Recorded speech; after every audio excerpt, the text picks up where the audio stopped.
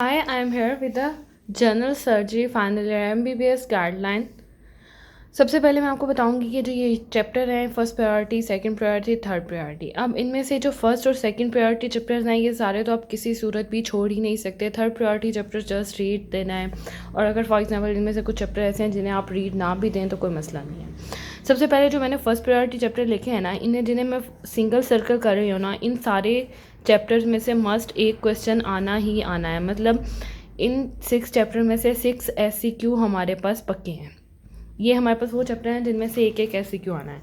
इसमें सबसे पहले ये रेडियोलॉजी वाला फर्स्ट चैप्टर है, इसमें से तो एक SCQ कन्फर्म आता है। उसके बाद ये फोर्थ वाला है एनेस्थीसिया एनाल्जेसिया, इसमें से एक SCQ आना है। फिर ये हमारे पास 19 चैप्टर है, इसमें 19 सर्जिकल न्यूट्रिशन है, इसमें से एक क्वेश्चन आता है हमारे पास। फिर 20 है, 20 प्रिंसिपल ऑफ ऑन्कोलॉजी है, इसमें से एक आता है। उसके बाद से साइनस फिस्टुला और ये वोंड वाला चैप्टर है, इसमें से एक SCQ कन्फर्म आता है हमारे पास। और लास्ट पे हमारे पास इनमें से एक चैप्टर है सर्जिकल एनाटमी। लेकिन अब सर्जिकल एनाटमी चैप्टर का मसला ये है कि जब आप सिस्टेमिक सर्जरी पढ़ते हो तो उसमें बहुत ज़्यादा आपका कवर हो जाता है। इसमें आप SCQ कवर कर लो, चंद इंपॉर्टेंट चीज़ें कवर कर लो, तो हमेशा इसमें से most of the time UQ he repeat हो जाता है, तो ये चैप्टर आपका ईजीली हो जाएगा। ये आगे हमारे पास वो चैप्टर जिनमें से 6 चैप्टर में से 6 SCQ आने हैं। अब ये चैप्टर है ना 23 और 3, इन दोनों को मिला के इनमें से एक SCQ आना है।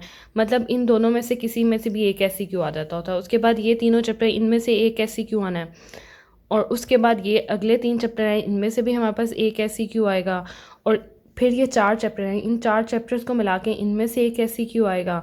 और फिर लास्ट पे ये 4 अगेन हमारे पास चैप्टर हैं, इन चारों में से भी हमारे पास एक SCQ अगेन आएगा।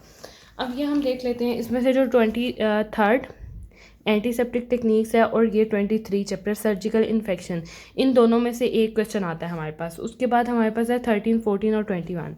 13 बर्न इंजरी और प्लास्टिक सर्जरी और 21 स्किन लेयन, इन तीनों को मिला के इनमें से हमारे पास एक क्वेश्चन आना होता है। फिर 24, 25, 26 है।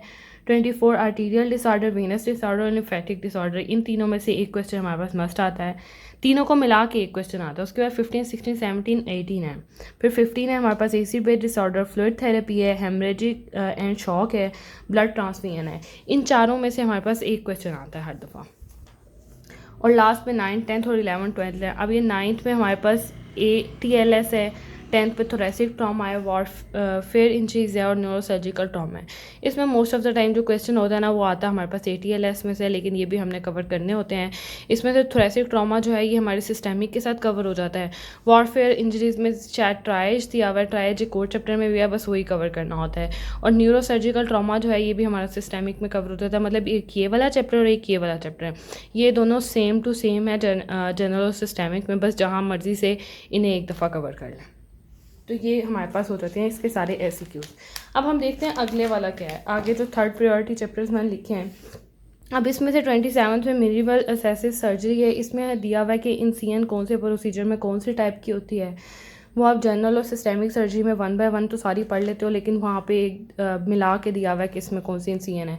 और इस चैप्टर को अगर आप स्किप भी कर दो तो कोई मसला नहीं है। फिर 28 सर्जिकल एनाटमी, ऊपर भी बात हो गया सर्जिकल एनाटमी की। आप UQs कर लो और बाकी सिस्टेमिक से कवर हो जाता है, इंपॉर्टेंट चीज़ें कर लो तो वो काफ़ी हो जाती हैं इसकी। फिर हमारे पास ये है 2 वाला प्री ऑपरेटिव है, इसे जस्ट एक रीड देना होता है। उसके बाद 5th वाला सूचर्स है। सूचर्स में बस 2-3 चीज़ें हैं। एक होता है कोई कि एब्डोमेन पे कौन से सूचर्स लगाते हैं, सिल्क सूचर कहाँ यूज़ होते हैं, ये 2-3 चीज़ें हैं। इसमें से बस ये करने होते हैं टेबल में से, वो भी most of the time MCQs में आते हैं। फिर एक है पोस्ट ऑपरेटिव केयर, इसका भी जस्ट रीड देनी होती है। पोस्ट ऑपरेटिव प्रोसीजर्स हैं शायद, उन्हें भी देनी होती है सिर्फ रीड। और सर्जिकल ऑडिट है, इसमें सिर्फ सर्जिकल ऑडिट की स्टार्ट में एक डेफिनेशन दी हुई है, बस वो कर लें काफ़ी है इसमें। मतलब ये जो सारे चैप्टर हैं इन्हें जस्ट हमने एक रीड देनी होती है। अब नीचे मैं एक चीज़ देने लगी हूँ, मतलब ये मेरे पास 6 डे प्लान है to cover the general surgery. 6 day plan है टू कवर जनरल सर्जरी। अच्छा, ये प्लान जो है ये मैंने खुद फॉलो किया था और ये बहुत अच्छा प्लान है। मतलब अब ना मेरे पास ये 6 डेज़ हैं, यहाँ पे मैंने डेज़ काउंट किए हैं। उसके अलावा ना ये मैंने चैप्टर्स दिए हैं जो पर डे करने हैं। फर्स्ट डे पे आप करेंगे 1, 9, 23 और 3। अब मतलब 1 और 9 में से तो एक एक ऐसे क्यों आना है, इन्हें स्टार्ट ऑफ द डे वे करें कि आपके अच्छे तैयार हो जाएँ, फिर बाद में 23 और 3 कर लें। फिर ये जो एक सिंगल सर्कल है ना, ऊपर भी मैंने एक्सप्लेन किया है, इनमें से एक एक ऐसे क्यों आना है। अब ये इन चारों को मिला के मैंने सर्कल किया, मतलब इन चारों में से एक क्वेश्चन आना है। मतलब 4 चैप्टर पढ़ने के बाद आपका एक क्वेश्चन कवर होगा। 24, 25, 26 इन तीनों चैप्टर के बाद एक क्वेश्चन कवर होगा।